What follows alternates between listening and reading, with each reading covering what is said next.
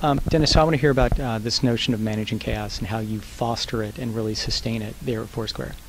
Yeah, it's we're a 160-person organization, and we're in a field that reinvents itself every year or so. And as a company, we're finding new ways to reinvent a lot of our processes. And embracing the chaos is, I think, one of the things that's required of everyone on the team and the new employees that are coming in. Understanding that the way the structure is now might be different 2 months from now, and that's okay. Knowing that we might make products that we're in love with for a week, and then end up retiring, and then end up learning lessons, and then end up innovating in new ways on top of those. And for a lot of people, it's jarring. Like, it's not just one roadmap that we continue to innovate on. Like, there's a lot of different things that are intersecting, and there's a lot of variables at play every single day. And it's been difficult.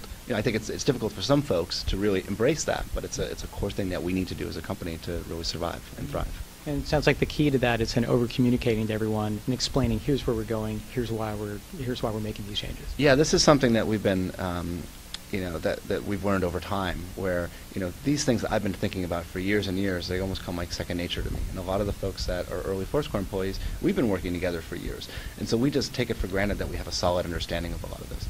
And we're finding that it's not just not just enough to go and over communicate the mission and the vision, but to really dissect all the different pieces of that and say, this is why we're doing what we're doing. This is how it's going to be important and transformative in the landscape of everything that's going on.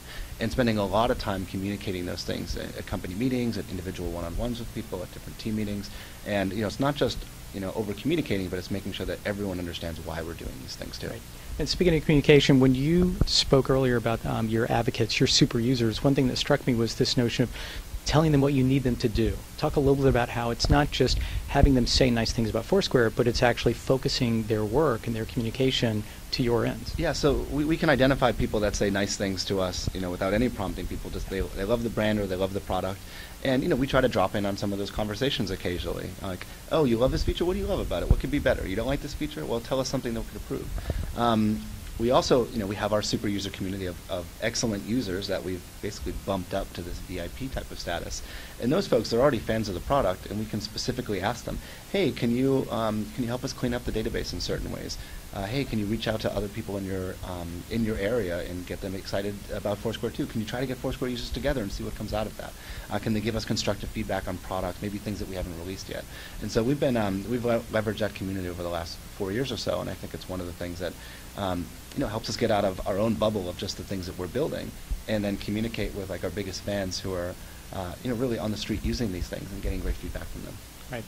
And one thing you mentioned earlier was this notion that if you think you've seen a lot of change up until this point, this year is actually going to just kind of blow that away, because it becomes an even more sci-fi oriented year with a lot of technologies converging. What are you referring to? Yeah, we were talking on the panel about just the most the newest and most interesting things that you can do with mobile phones, that they can become contextually aware, that they know that I'm standing in this particular hotel potentially with these people. That's really interesting. Wearable computing, getting the screens that we carry with us out of your pocket and in your backpack and putting them on your arm, or potentially even putting them on your face. Like with the Google Glasses. Yeah, the stuff that just seemed crazy a couple years ago, like it's not going to be crazy by the end of the year. Like, you're going to see people walking around with this stuff. And the transformative effects on that those items, those wearable displays, that this ubiquitous connectivity is going to have on everything that we do. The way that we explicitly communicate with our friends in our networks, and the way that we passively communicate information about the places I'm interacting with, the cities that I end up going to, the people that I'm hanging out with. For the first time, a lot of those sensors will be coming online and becoming networked, and that's really exciting. Right.